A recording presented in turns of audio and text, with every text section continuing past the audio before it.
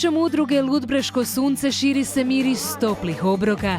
U njihov dnevni centar stigla je potpuno opremljena inoks kuhinja.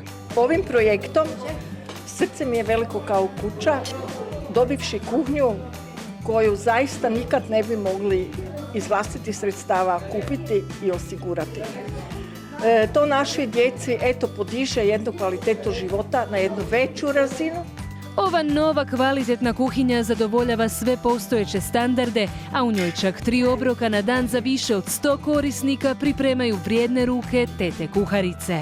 Veoma je drugačija, veoma je velika razlika. Ovo je ipak profesionalna kuhinja, puno je veća, ima puno više elemenata i puno funkcionalnija.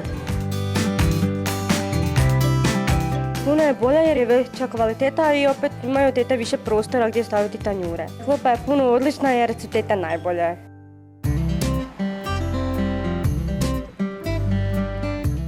A svježe voće i povrće u kuhinju stiže iz plastenika u kojem marljivo rade korisnici udruge.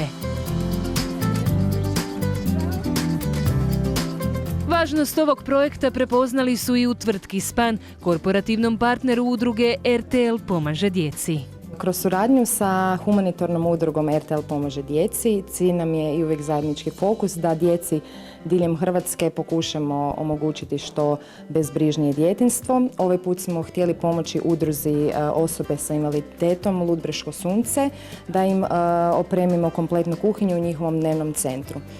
Bez te kuhinje udruzi bi se cjelokupni program ugasio, pa nam je zato bilo izrazito bitno da SPAN pomogne da oni mogu nastaviti svoje aktivnosti i uveseljavati svoje korisnike od predškolske do najstarije dobi. Želim se zahvaliti na svoj toplini, na pruženim rukama, na onom ljudskom što nam je RTL pomaže djeci dodijelio tu kuhinju. I eto i sam donator SPAN